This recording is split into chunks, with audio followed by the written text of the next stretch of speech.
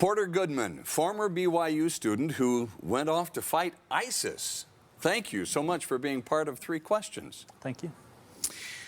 So, about 2 years ago, you as a U.S. Army veteran, BYU student at the time, who told your family that you had taken a job in Connecticut, but in truth, you took off to go and fight ISIS. Now, as a U.S. Army veteran, you know the kind of life that combat is. You know the dangers of that kind of thing.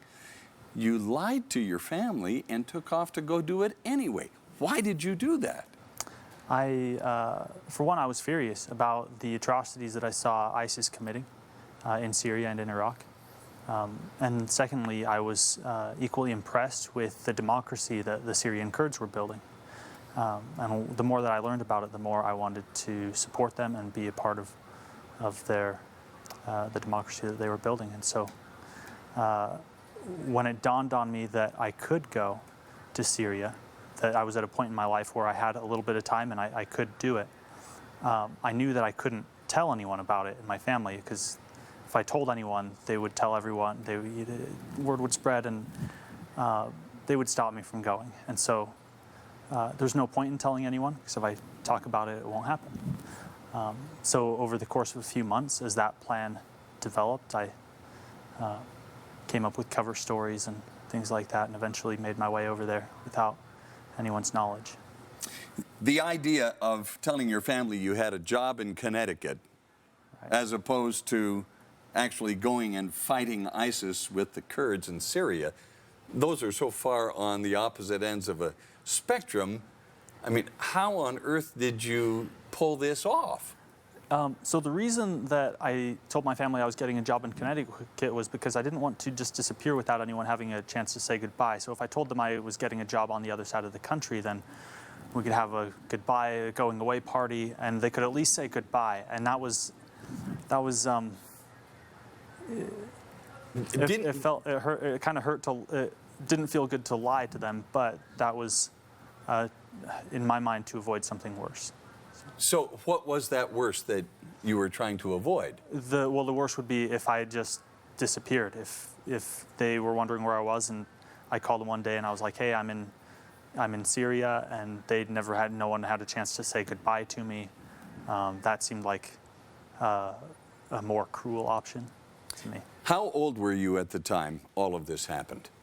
I was 27. 27. 27 years old seems to be kind of a young age at which to have such strong geopolitical opinions that it would cause you to uproot your whole life and take off, lie to your family and take off.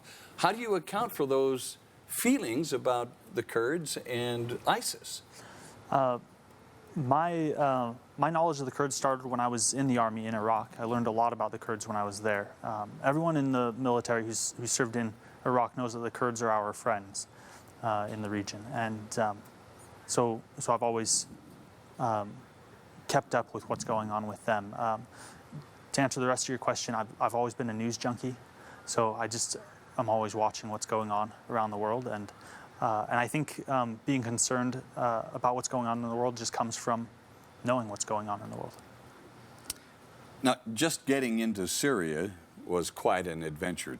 Describe to us how you got from Provo, Utah to Syria, of all places. Right. So I flew from Salt Lake. I think I stopped in Chicago. I was interrogated by agents at the gate, actually right next to the door to the airplane. They were wondering why I was traveling to northern Iraq, was my final destination on paper. I was interrogated there. I had a cover story that I gave them. What did you tell them? I told them that I was going to Iraq to visit with a friend who was a translator who had worked with my unit when I had been deployed there, and that he was going to show me the sites in northern Iraq. And they asked for my mom's phone number. They asked if she knew where I was going. I said yes. They said, "So if we call her right now, she's going to know exactly what you're doing, where you're going." And I said, "Yeah." I called their bluff. They didn't make the phone call. They let me on the airplane. And then I continued. I stopped in Amman, Jordan, and then my final stop was Sulaymaniyah in northern Iraq, which is actually a pretty safe place. Northern Iraq is quite different from the rest of Iraq. Once I was there, I met with a contact who worked with the YPG, and he arranged for me to be smuggled into northern Syria. And YPG is the Defense Forces, the Syrian Defense Forces? That's right. It's the Syrian Kurdish militia. Okay. So once you are into Syria, then what? Once I was in Syria, I spent a few weeks doing language training and familiarizing with Kurdish weapons. I mean, with the AK-47 mostly, and various weapons that are in use over there.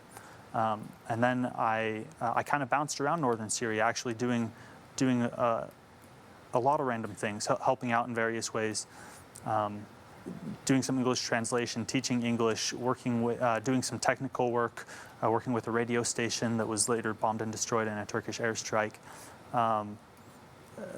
Just doing some random things because I have some technical knowledge, I guess. And eventually I ended up on a medical team on the front line of the Manbij operation. How were you received by the Kurdish people in Syria? I was met with hospitality everywhere that I went. Everyone was very friendly. I stayed in people's homes. People had me over for dinner. They knew you were an American? They knew I was an American, and they also knew that I had come to help them. And so I walked city streets. I wandered city streets. I wandered city streets during the day, during the night. Felt pretty safe. I know that it's not 100% safe there. I know that there's some dangers, but I did what I could to mitigate those most of the time. And for the most part, I just met friendly people everywhere. How did your family find out what you were really doing? And what was their response? Once I arrived in northern Iraq, once I was done flying, I was mostly concerned about being stopped while in transit. Once I was in northern Iraq, I called my family and I told them where I was. How did that go? There were some pretty strong feelings. I spent 8 or 10 hours on the phone after that with one sibling after another, parent, each of my parents, my girlfriend, her dad, my girlfriend at the time, her dad, I spoke to for a while on the phone. Just everybody, a couple hours each person. What were they saying to you? That I was insane, that I needed to come home. Mostly that, in a lot of different ways. And what would you say to them? I had researched what I was doing for a long time. I'm actually, believe it or not, I'm not a thrill seeker. Can't even tell. I don't consider myself actually much of a risk taker. So, I had really carefully planned everything, and I had done a lot of study. I wasn't the first. There were a lot of volunteers from all over the world who had come and done this before me. I had read a lot of their experiences, that so many people had come and gone and come again to northern Syria, and so I knew that it could be done safely. No one was getting, there weren't any accounts of anyone being kidnapped or being ending up in the wrong place with the wrong people or anything like that. So the risks seemed manageable, although I knew they weren't zero. What did you say to your family that assuaged their concern for you? Were you able to? It actually took a long time. It just took time. The longer that I was over there, the more research they were able to do, the more they were able to learn some of the same things that I had learned, the more they were able to learn about the democracy that the Kurds are building, the more they just became tied into the events that were happening daily there. And over time, I think the hard feelings subsided for the most part. Although, with some of my siblings, there were still hard feelings even after I returned. So how are the relationships with your siblings and your family now? It's actually pretty good. I don't think that there's hard feelings anymore. We don't talk about it a lot. Like I said, just time. The longer that everyone in my family has been keyed in on what's happening in Syria, the more there's really important things happening there, and I got to be a part of that. And And the Syrian Kurds who I went there to support have proven, time and time again for years to be really a great group of people. And so just over time, and the fact that it's in the past, I returned alive. My life is moving forward now in a way that I think family is pretty pleased with. So, so the hard feelings, they subside. As long as you don't ever do that again. As long as I don't ever do that again. You wound up in a medical unit with the Syrian Defense Forces, and I would imagine that you were put in harm's way quite a number of times. You weren't far from the front in fighting with ISIS. Can you share with us some of the harrowing experiences that you had on the front lines? Sure. One that sticks out in my mind, one of the closest calls that we faced as a unit was the front line, in the initial days of the Manbij operation, the front line was moving forward pretty rapidly.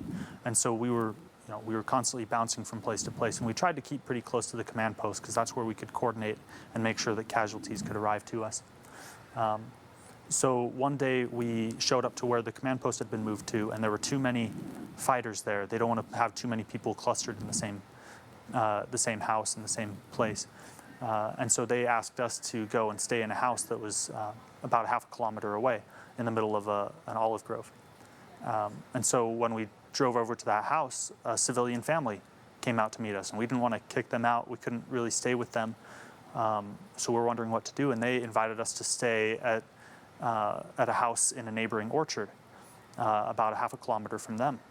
And they told us that house was abandoned and that we could stay there. So we went there, we checked it out, decided that it wasn't defensible, and then we left. And it was only a few minutes later that we hear shooting. There were Kurdish fighters were shooting at a car bomb that was barreling down through the little village, and that car bomb went straight to that house that the family had directed us to, and it blew the house up. Oh, my and word. Had we stayed there, we could have all been killed. And it was shocking because we felt like that family, they were so nice and friendly, and someone in that family called in to the ISIS fighters that there were a bunch of white people that were staying in that house. And, anyway, so it was kind of a close call. At the same time, we're glad that they used up a suicide truck on an empty house. So while you were over there, was it ever difficult to tell who the enemy was? I didn't experience anything really that difficult firsthand. I mean, of course, there's going to be fighters who slip in with the civilian populations and slip through our lines, and I'm not sure when the consequences of those kinds of things will come, but usually they weren't slipping just beyond the line. I mean, I think they have a long game planned when they are doing things like that. So we could be pretty safe just treating everyone as civilians who came through. And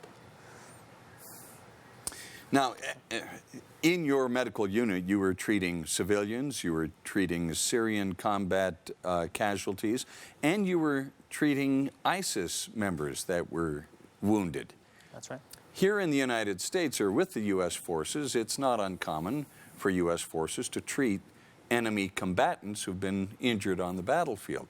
How did that dynamic play in Syria with the Kurds fighting ISIS? Plays out about the same way. The Kurds they're a relatively good group of fighters, and so yeah, when injured ISIS fighters come in, we treat them just like anybody else. The main difference with the Syrian Kurdish fighters is that a lot of them have pretty strong feelings. I mean, a lot of them have lost family members to the war and to ISIS, and so there's pretty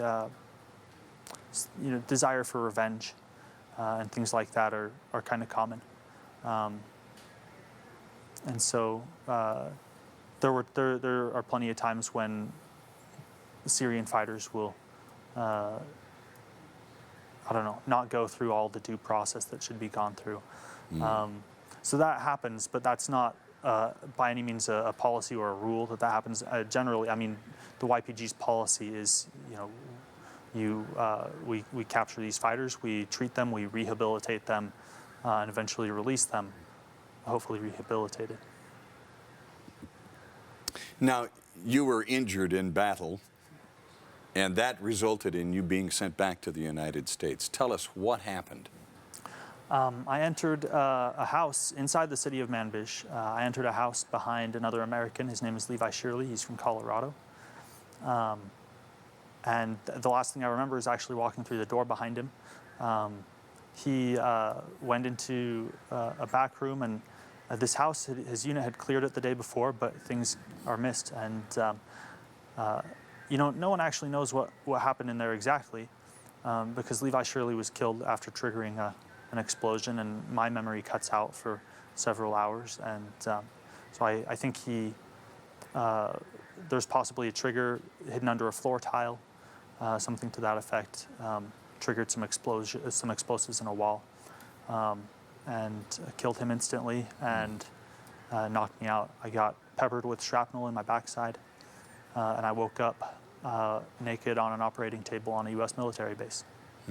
Where did they take you? What did they do with you? How did they save you? So the Kurds were the first on the scene. They pulled us out of pulled me out of the building, and they put me on a vehicle that brought me to where the rest of my medical team was, actually. And my medical team was working alongside U.S. Special Operations Forces to kind of man a casualty collection point. And so that was the natural place for me to be taken to, is actually to the rest of my team and to the U.S. Special Forces. So the U.S. Special Forces gave my team coordinates to a base in northern Syria that they could take me to, and they dropped me off at this small U.S. military outpost. And from there, I was put on a helicopter. U.S. helicopters? Yeah, on a U.S. helicopter. I was carried to northern Iraq, to Erbil, and then the next day I was put on another helicopter down to Baghdad, and eventually transport was arranged home from there. The U.S. military takes care of its own very well, but when you're dealing with volunteers and foreign combatants that are not assigned by the U.S. military to serve in these areas, that's a different story. How were you received by the U.S. military? How were you treated as someone who used to be one of them, but was now volunteering alongside the Kurds? On an individual basis, everyone treated me very well. But I definitely fell through some cracks in the bureaucracy. People didn't know what to do with my paperwork. They didn't know how to process me exactly. I think it was a learning experience. Everyone kind of, with the State Department and in the military, kind of had to make it up as they were going along, because I don't think that I don't know if this had ever happened, in recent history anyway. Yeah. It was kind of a brand new thing. And so if you look at medical records, when I was at the hospital and on the military base in Baghdad, I'm listed as a freedom fighter, which was, that was how they classified me. That was the closest thing. So, it was kind of interesting. But there were a lot of people kind of scrambling to figure out what to do with me and how to get me home. And were you treated well, though? I mean, were they friendly to you? Absolutely. Yeah. People were very friendly. And people were intrigued, of course. A lot of people were asking me questions, about what's going on in Syria. And I was like almost a celebrity, I guess, there. Really? I was actually, eventually the order came down that I wasn't to leave the hospital because they didn't want me attracting attention with soldiers and stuff on base. What kind of injuries did you sustain in that explosion? Mostly it's small shrapnel on the backs of my legs, about up to my waist, a little bit on the back of my head, and I have some hearing loss. Still? Yeah. And your prognosis is? My prognosis? Yes. You look well to me. Oh, I'm doing great. Yeah, it's more or less a full recovery. My hearing loss isn't severe, so it doesn't really affect my daily life much. Sometimes sitting gets uncomfortable. I scratch my butt a lot now. Since you've been back in the United States, what have you been doing, and have you stayed in touch with your friends in Syria? I have kept in touch with my friends in Syria. We talk. We have a chat group on Messenger, so we talk pretty often. I have been at first, when I first got back, I was just doing odd jobs to work off debt. Actually, I got into some debt traveling over to Syria. And then I started up school again. I went back to school for a couple of semesters, and then I've never been a great student. I'm studying computer science. I was studying computer science, and reached a point where I had just had the option to enter the job force. So I work as a software developer now. Yeah. And I'm married now. Wonderful. Yeah, I met my wife last year, or over a year ago, and we were married in June. And you promised her you would never run off to Syria again. That's right. Well, I don't have to promise her. She has me locked down pretty tight. So. Recently, President Trump announced that U.S. troops are going to pull out of Syria. That's right. Is that a good idea from where you sit? From where I sit, my knee-jerk reaction is that it's not a good idea. If it's done correctly, it can be okay. And it looks like things are turning that way, that more is being done to make sure it's done the right way. And so things are looking somewhat promising now, but there's a lot of dangers. Turkey is a NATO ally, and they are threatening. I mean, they are amassing troops at the border to invade northern Syria when the U.S. troops withdraw. They're claiming that they'll invade whether or not we withdraw. And that's something that is going to take a lot of strength and some very firm stance from our elected leaders in order to stop that from happening. I think there's a lot of misconceptions about what our troops are doing in northern Syria. I hear a lot of comments, that we need to just get our troops out of there, that, it's another endless war. And I think that speaks to a lot of misconceptions about Syria. People assume it's just like every other Middle Eastern conflict the United States has been involved in, and it's not. Our troops are not engulfed in a quagmire in northern Syria. They're embedded in a pro-Western budding democracy that's stable and secure and thriving. Our troops play a support role there. They exist there in a pretty good amount of security. Casualties are not high at all. It's been just, it depends on how you count them, but it's been a few in the years that we've been there. And the cost is not high. We are not nation building there. We're not dumping money into building up infrastructure. We're not policing hostile populations. None of the things that were difficult about Iraq or Afghanistan are things that we struggle with in northern Syria. So the situation is very different there. And what about ISIS? ISIS is, they've lost most of their territory. They are close to defeat, and they're getting closer every day to losing 100% of their territory. But they are not defeated yet. And if Turkey threatens to invade northern Syria, the Kurds will have to divert forces away from the fight against ISIS. If the United States withdraws, ISIS will see it as a victory if they are not defeated before we withdraw. They'll see it as a victory. That could be a boon for their recruitment. They may be able to start bringing in the kinds of numbers that we were seeing a couple of years ago, where they're getting thousands flooding across the border every month. So there's a lot at stake here, and especially, this democracy, it's a beautiful thing in northern Syria that's happened.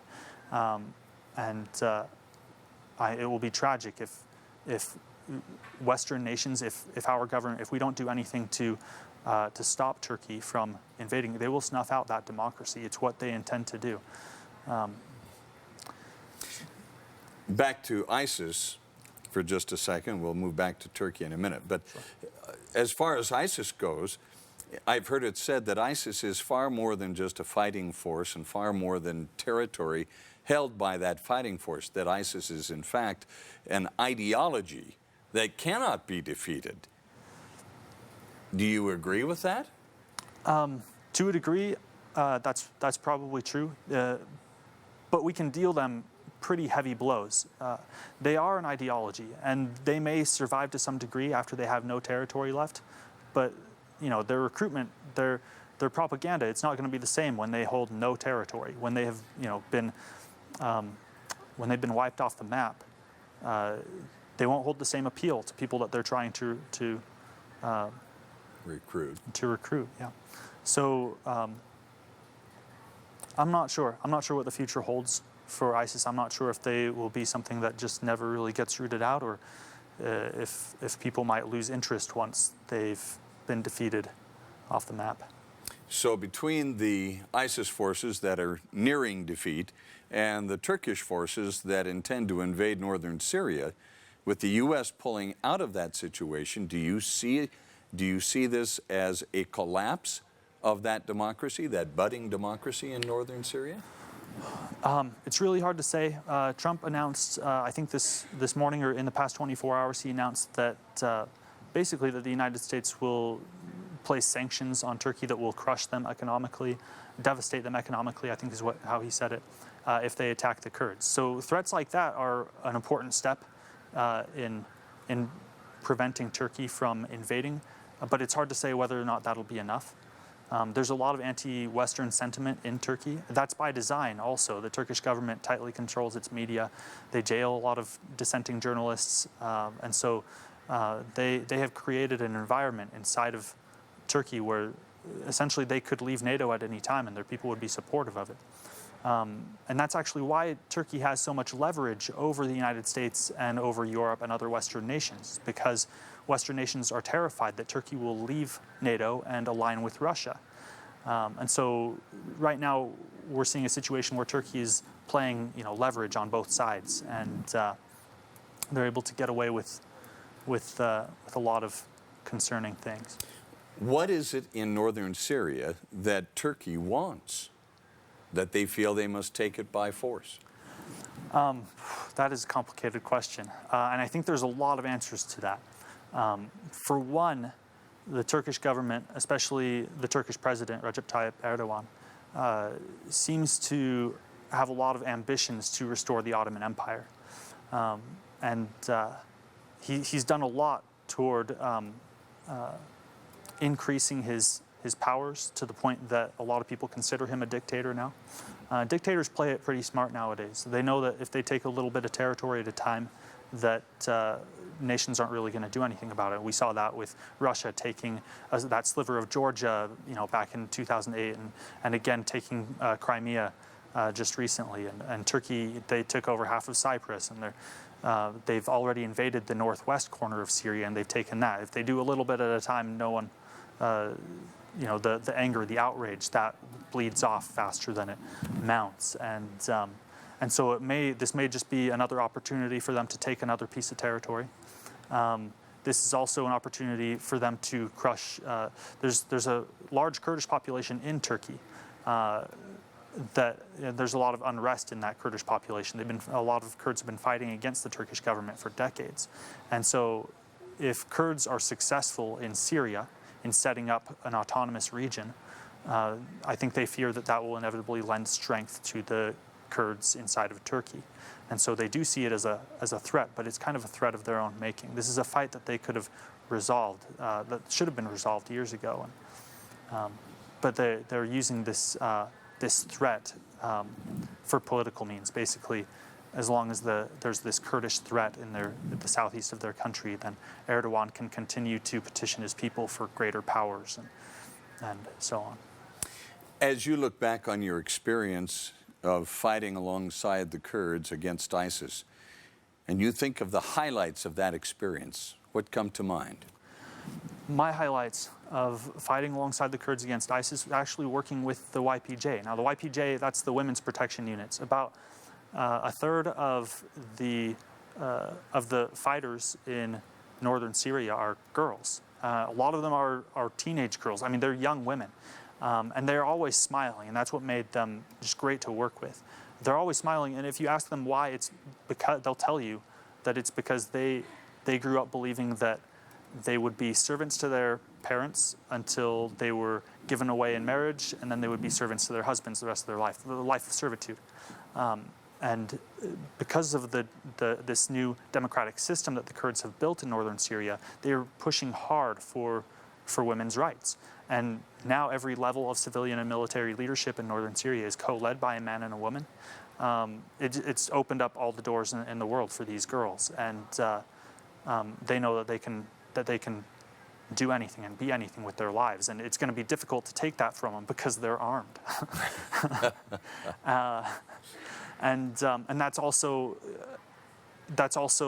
what makes me so concerned about the situation there. These young men and young women, they've only just won their rights at gunpoint. And if Turkey is allowed to invade northern Syria, the Turkish military will hunt down these girls and slaughter them and bury them in ditches, is actually the language used by Turkish government officials. And this is an incredibly, there's a lot at stake. There's a lot of lives at stake. There's the system that the Kurds have built, their democratic system. It addresses so well all of the fundamental issues that have been plaguing the Middle East for decades.